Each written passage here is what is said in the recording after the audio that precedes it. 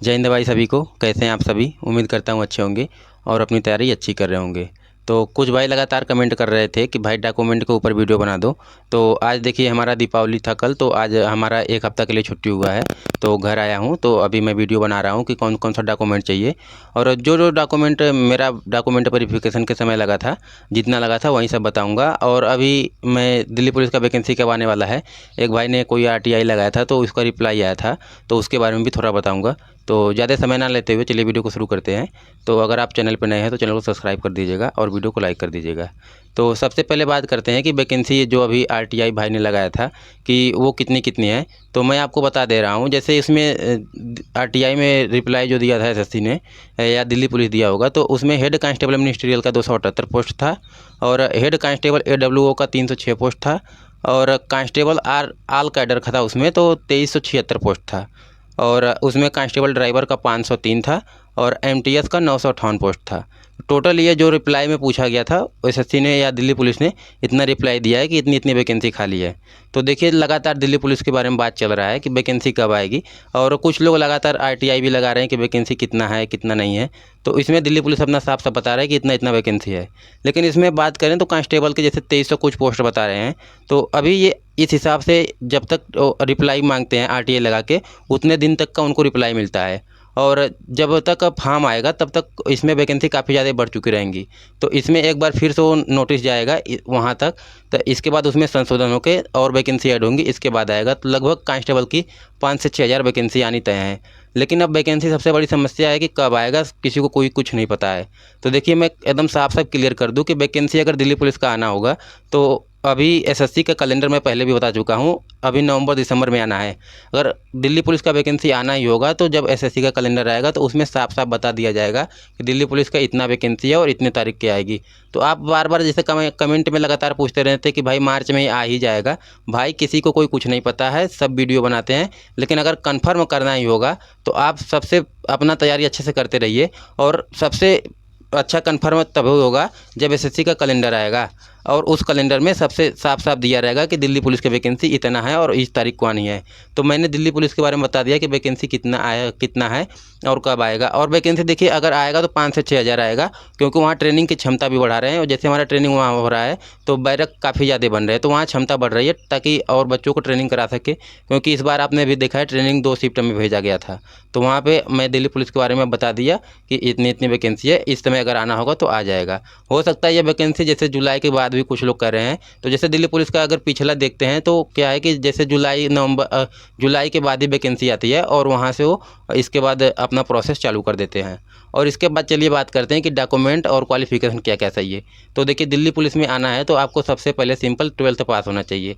आपके पास 12 पास अगर हैं तो आप दिल्ली पुलिस का फॉर्म भर सकते हैं। और कुछ लोग पूछते हैं कि जैसे कक्षा 10 में अगर मैं एक सब्जेक्ट में फेल हूँ तो भर सकता हूँ। अगर आप एक सब्जेक्ट में हैं तो आप भर सकते हैं, कोई दिक्कत नहीं होगा। लेकिन अगर आप जो 2 सब्जेक्ट में फेल हैं तो आपको फेल उसमें रहता है, फिर आपको 10वीं दोबारा करना पड़ेगा।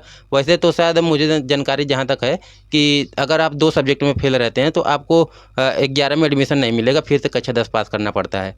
तो और इसके बाद बात करते हैं कौन कौन सा और डॉक्यूमेंट चाहिए। जैसे वहाँ पे आधार कार्ड तो हमारा चेक नहीं हुआ था, लेकिन अगर आपका आधार कार्ड है तो वहाँ पे आप अपना पहले से ही लेके जाइए, कोई दिक्कत परेशानी नहीं है। और इसके बाद सबसे मेन चीज़ आता है कास्ट सर्टिफिकेट का।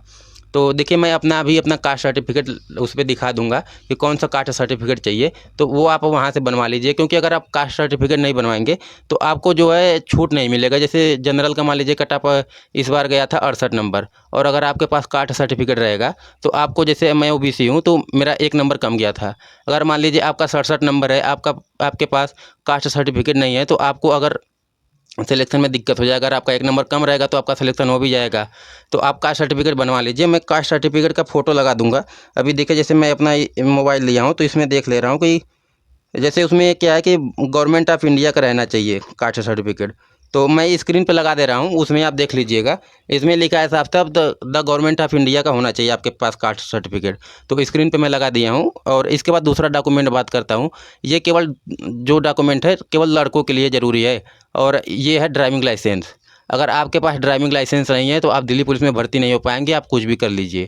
क्योंकि इस बार आप देखे होंगे जब फिजिकल चल रहा था तो काफ़ी लड़कों को काफ़ी ज़्यादा दिक्कत हुआ था, क्योंकि वो सोच रहे थे कि हमारा नाम नहीं आएगा।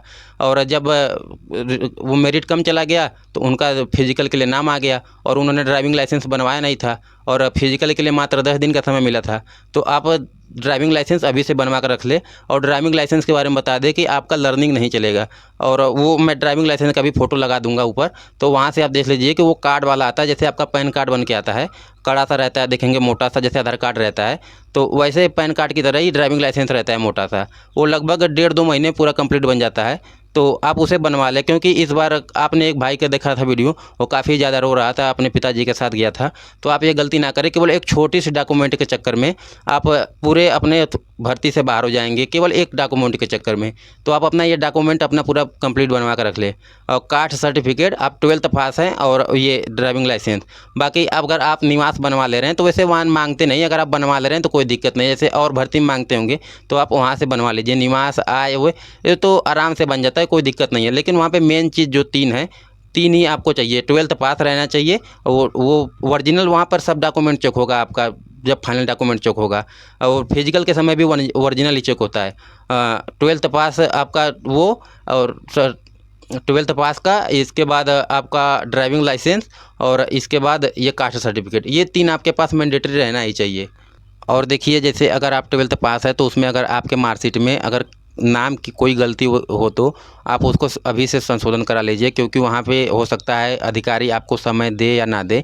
तो आप कोशिश करें कि अपना अभी से संशोधन करा के उसको सही करवा लें, अभी आपके पास बहुत टाइम है। लेकिन जैसे क्या होता है, जब फिजिकल चालू होता है तो कुछ लड़कों का नाम गलत रहता है, तो एफिडेविट बनवा के लेके जाते हैं।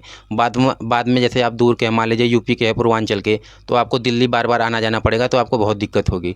तो आप कोशिश करें कि अगर आपका डॉक्यूमेंट में कोई भी दिक्कत या गड़बड़ी हो तो उसको संशोधन करवा के अभी सही करवा लीजिए।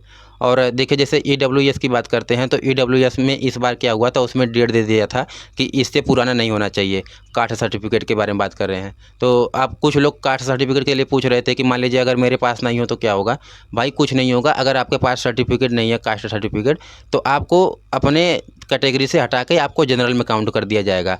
जैसे मान लीजिए जनरल का अगर 70 कट ऑफ गया है तो आपको 70 नंबर ही लेके आना पड़ेगा। मान लीजिए आप SC है, अगर आपका कट ऑफ 60 गया है, आपके पास अगर कास्ट सर्टिफिकेट नहीं है सेंट्रल गवर्नमेंट का, तो आपको जनरल में फाइट करना पड़ेगा।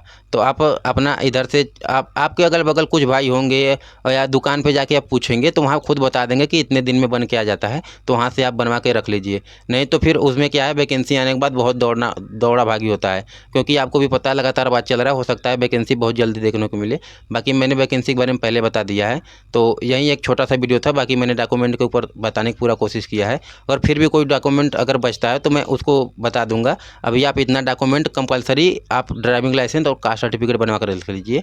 चलिए, यही वीडियो था, मिलेंगे नेक्स्ट वीडियो में। जय हिंद।